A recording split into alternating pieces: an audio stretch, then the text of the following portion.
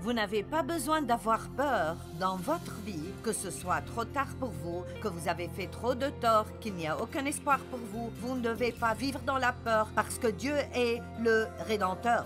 Il nous a rachetés par le sang de Christ et tout dans notre vie peut être racheté, travaillé et transformé en quelque chose de bien.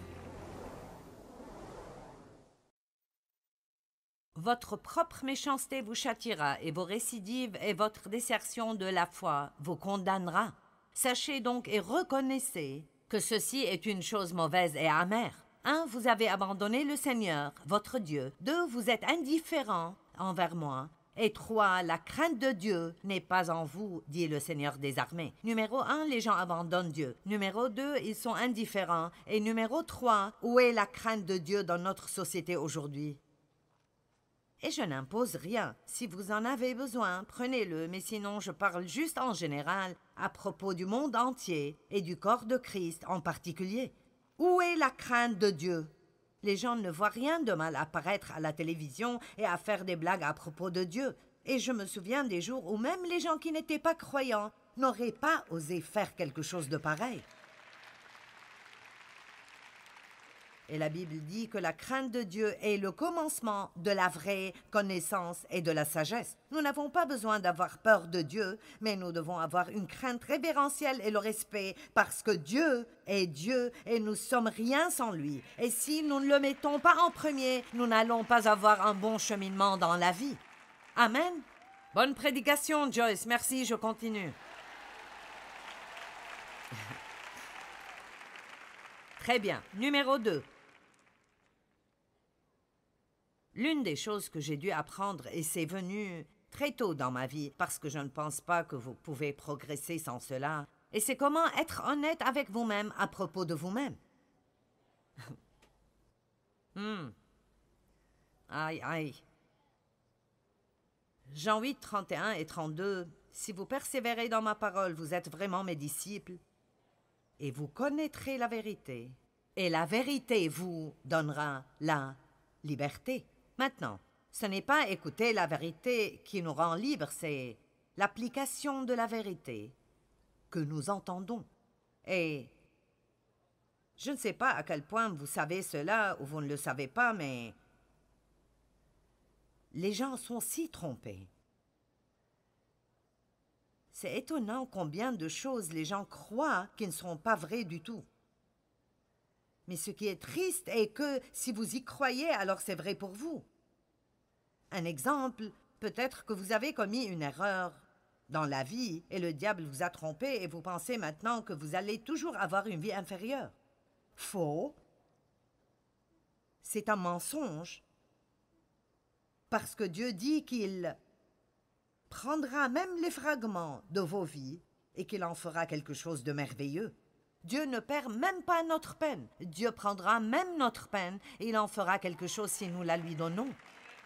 Il n'y a rien qui ne peut pas être racheté par Dieu.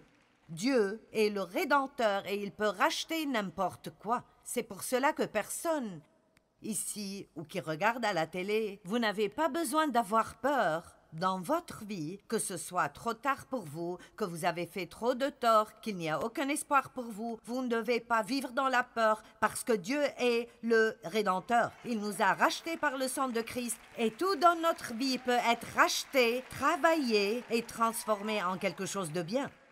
Avez-vous entendu? Dieu peut prendre la pire chose que vous puissiez imaginer et il ajoute un peu de ses propres ingrédients là-dedans et elle devient un vrai miracle. Mais vous devez la lui donner. C'est tout. Tiens, Seigneur, j'ai fait cette grosse bêtise et je suis désolé. Je ne peux rien faire à son propos, je te la donne. Et il ne vous la rejettera pas, il la prendra et se montrera comme étant Dieu dans vos vies. Nous devons être libérés de la déception. Satan est le grand imposteur. Nous avons des angles morts dans nos vies, tout comme vous avez des angles morts dans vos rétroviseurs extérieurs. C'est pourquoi vous avez plus qu'un seul rétroviseur. Vous avez ce rétroviseur et ce rétroviseur. Parce qu'il y a des angles morts, vous devez regarder partout. Et nous devons aller vers Dieu et dire « Dieu, je veux apprendre comment être honnête avec moi à propos de moi. » C'est une idée effrayante, n'est-ce pas? Ce n'est pas la vérité à propos de quelqu'un d'autre qui me libérera, c'est la vérité à mon sujet qui me libérera. C'est la vérité. Je suis sûre que vous avez déjà pensé à une grande et longue liste de personnes que vous auriez aimé qu'ils soient là ce week-end. Si tel était juste venu, ceci était juste ce dont il avait besoin. Et vous pensez à 4 personnes que vous pourriez appeler demain pour les faire venir. Amen. Amenez-les de toute façon, mais... L'essentiel est que je suis là et vous êtes là, et Dieu a quelque chose à nous dire. Je veux juste vous encourager à être honnête avec vous-même à propos de vous-même. C'est bien pour nous de connaître nos points forts, mais nous devons aussi bien connaître nos faiblesses, pas pour la condamnation. Ce n'est pas à propos de la condamnation. C'est à propos de l'honnêteté et de faire sortir les choses dehors, parce que les seules choses sur lesquelles Satan a le pouvoir sont les choses qui sont cachées. Quand nous exposons les choses à la lumière, elles perdent leur pouvoir. Amen. Vous n'avez pas à laisser les choses cachées dans l'obscurité où Satan les utilise pour vous tourmenter. Vous pouvez mettre les cartes sur table, amenez-les dans la lumière, exposez-les devant Dieu et dites « Seigneur, je reconnais cela, j'admets que j'en suis responsable et je veux être libéré. » Jérémie 17, verset 9. Regardons ce verset ensemble.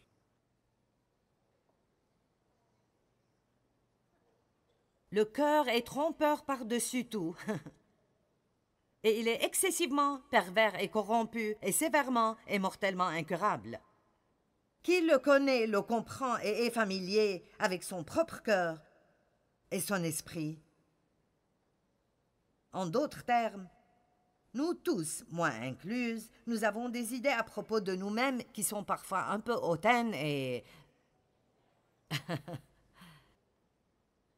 Je vais me trouver quelqu'un qui est d'accord et je vais juste prêcher pour lui. Mettons-le ainsi. Est-ce que vous pensez que vous savez un peu plus que vous ne savez en réalité?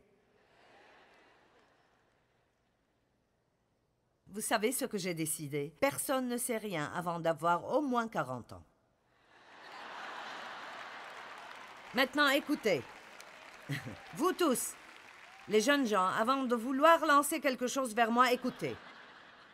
Et puis, quand vous avez 40 ans, voici le premier signe que vous apprenez quelque chose, parce que quand vous avez près de 40 ans, vous commencez à penser « je ne sais rien du tout ». Et c'est là le premier signe d'intelligence.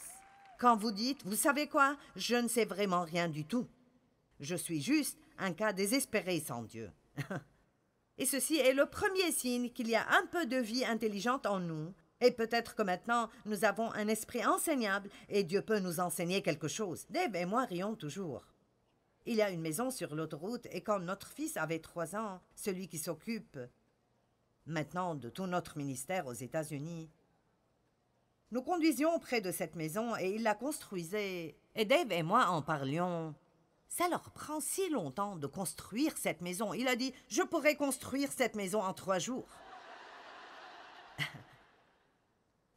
Tu ne peux pas construire une maison en 3 jours. Si, je peux. Je pourrais construire cette maison en 3 jours. Et ceci est très indicatif de la façon dont les gens sont.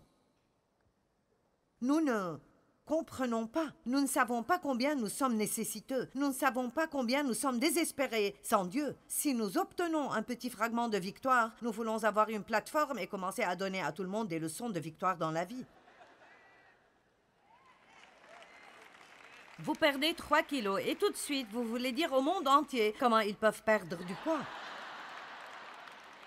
Et ceci est jusqu'à ce que vous regagniez ces 3 et 3 en plus. Après, c'est une autre histoire.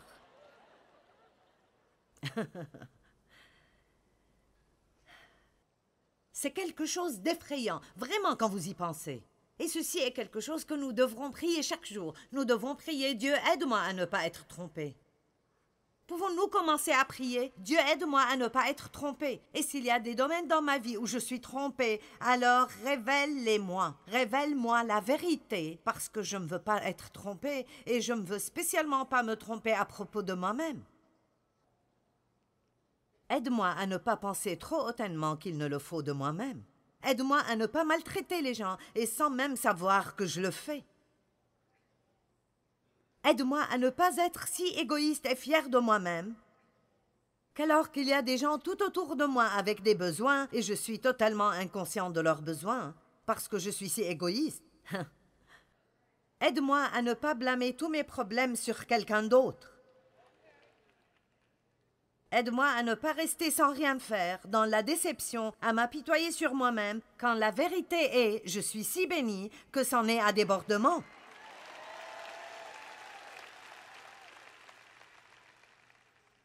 Puis-je vous dire la vérité? Préparez-vous pour ce téléchargement que je vais vous donner. Il n'y a pas de raison pour qui que ce soit, dans cette salle aujourd'hui, de jamais s'apitoyer sur soi. Je ne reçois pas beaucoup d'applaudissements pour cela.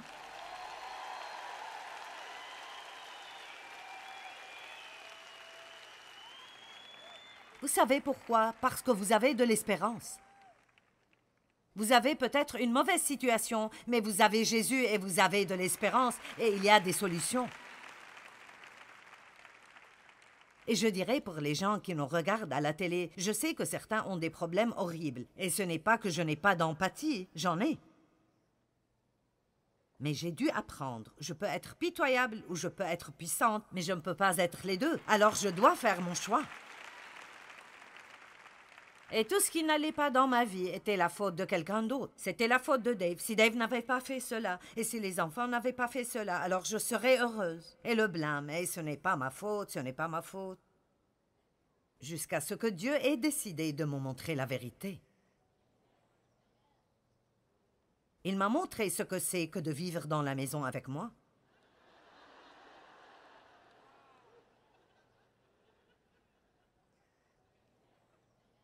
Et j'ai pleuré pendant 3 jours. Je vous dis la vérité. Je me souviens de l'endroit exact où j'étais dans la maison quand Dieu m'a montré que Dave n'était pas le problème, que je l'étais. Il a dit, tu es manipulatrice, c'est difficile de s'entendre avec toi, tu es pleine d'apitoiement sur soi. Je ne me suis pas sentie à l'aise dans ma peau ce jour-là, mais ça m'a aidé à aller de là où j'étais à là où je suis. Vous voyez, voici l'essentiel. Pendant mon enfance, j'ai été testée. En tant que jeune femme de 20 ou 30 ans, j'ai eu des troubles. Mais je n'avais pas encore tout mis ensemble pour avoir un témoignage. Alors je veux savoir si quelqu'un d'entre vous dépassera les troubles et arrivera au point où vous avez un grand témoignage qui encouragera d'autres personnes que la puissance de Dieu est réelle dans leur vie et qu'il y a une grande vie qui est disponible pour eux. Amen, amen, amen.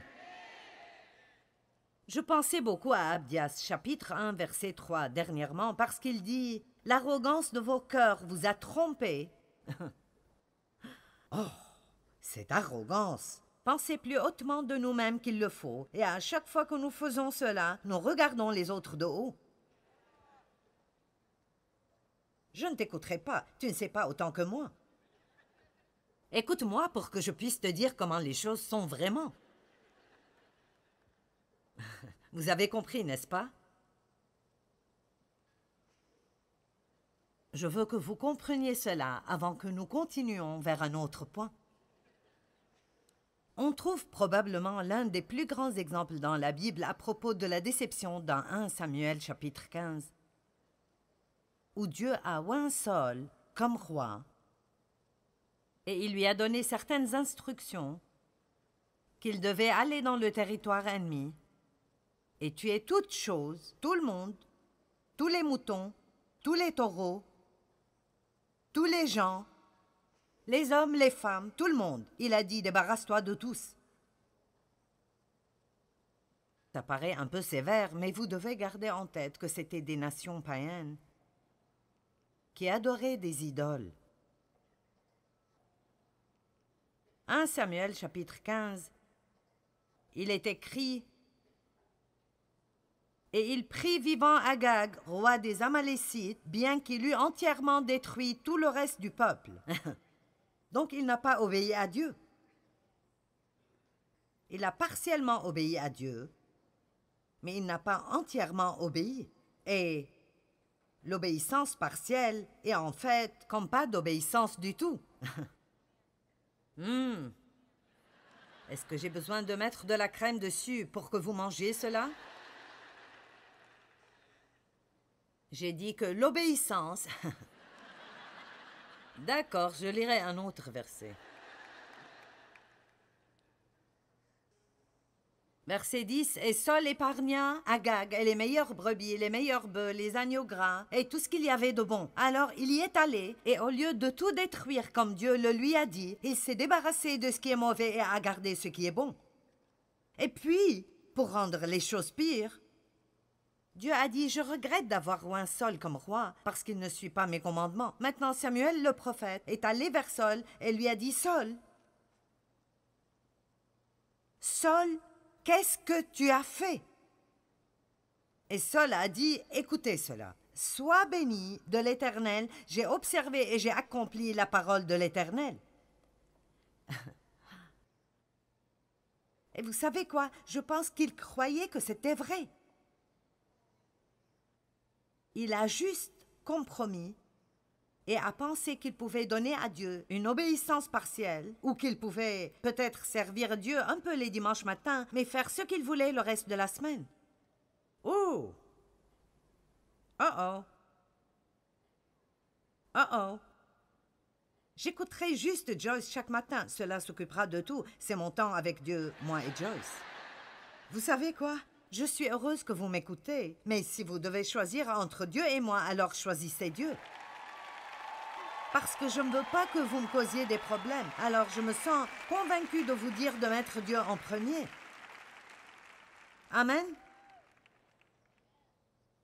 Il n'y a pas d'autre homme ou femme sur terre qui peut prendre la place qui appartient à Dieu. C'est bien d'apprendre et de grandir, mais après, demandez à Dieu de faire fonctionner cela dans votre vie. Alors, oh oui, je fais ce que Dieu m'a dit de faire. Je n'ai pas le temps de vous raconter tout ça, mais quand nous allons au fond des choses, vous savez ce que le problème était vraiment? Le peuple était fatigué d'attendre.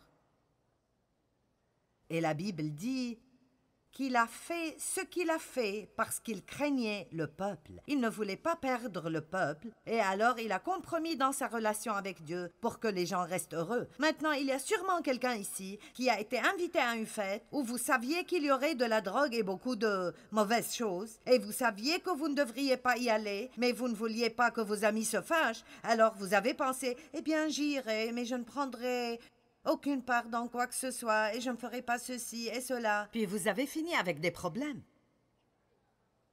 Maintenant, personne, non. D'accord, je choisirai quelque chose d'autre. C'est étonnant, les choses que nous faisons juste pour ne pas perdre de gens. Nous devons nous accrocher à ces gens. Et la plupart du temps, ce sont des gens qui empoisonnent nos vies. Ne s'occupent pas de nous de toute façon. Au moment critique, ils seront les premiers à sortir de nos vies. Mais nous compromettons notre relation avec Dieu juste pour nous accrocher à ces personnes. Vous devez commencer à tenir tête à des choses et à dire « Dieu sera premier dans ma vie ». Et j'espère que vous aimez cela, mais sinon Dieu sera toujours premier parce que je peux continuer sans vous, mais je ne peux pas continuer sans Dieu. Amen.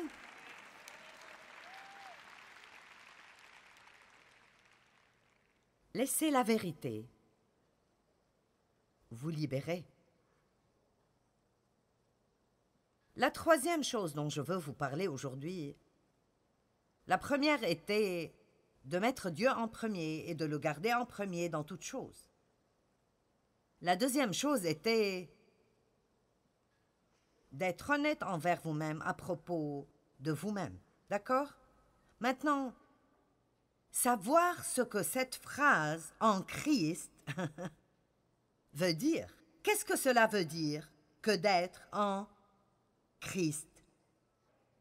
Quand vous êtes né de nouveau, vous êtes littéralement pris hors du péché et mis là dans un récipient différent appelé Christ. Donc, vous ne vous identifiez plus comme sale pécheur pourri. Ce n'est plus votre identité, ce n'est plus qui vous êtes. Vous péchez peut-être toujours, mais ce n'est pas qui vous êtes. Vous avez une nouvelle nature. Si un homme est en Christ, il est une nouvelle création. Vous obtenez une nouvelle nature à l'intérieur. Votre âme est toujours la même, votre corps est toujours le même. Il y a du travail qui doit être fait en vous, mais l'essence de qui vous êtes maintenant est sain, est mûr, est bon. Et Dieu vous voit d'une façon totalement différente. Il vous voit maintenant en Christ. Mais vous devez commencer à vous voir ainsi. Regardons Romains 5,15. Mais le don gratuit de Dieu, mais le don gratuit de Dieu,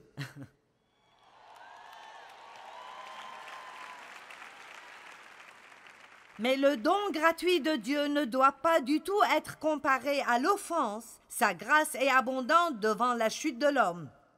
Car si par l'offense d'un seul, il en est beaucoup qui sont morts, à plus forte raison, la grâce de Dieu et le don gratuit venant d'un seul homme, Jésus-Christ, ont-ils été abondamment répandus sur beaucoup. Verset 16.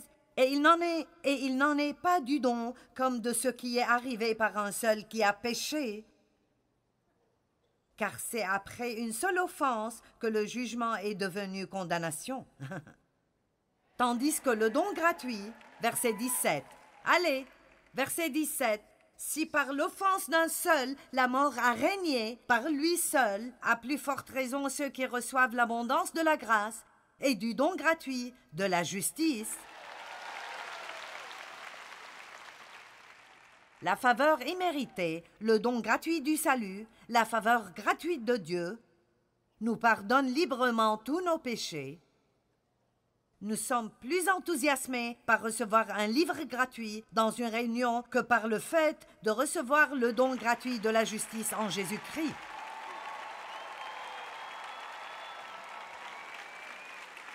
Je vous ai eu, n'est-ce pas? N'est-ce pas étonnant comment nous agissons pour recevoir une sorte de don matériel gratuit? Et pourtant, laissez-moi vous dire quelque chose, vous êtes remplis à débordement à l'intérieur. Vous êtes remplis. Vous avez Dieu en vous, Père, Fils et Saint-Esprit. Tout le fruit de l'Esprit est en vous. Vous avez été justifiés et sanctifié et rendu juste devant Dieu à travers le sang de Jésus-Christ. Mais c'est impossible de passer dans le test, de passer des troubles au témoignage si vous n'apprenez pas vraiment qui vous êtes en Christ et que qui vous êtes est différent de ce que vous faites.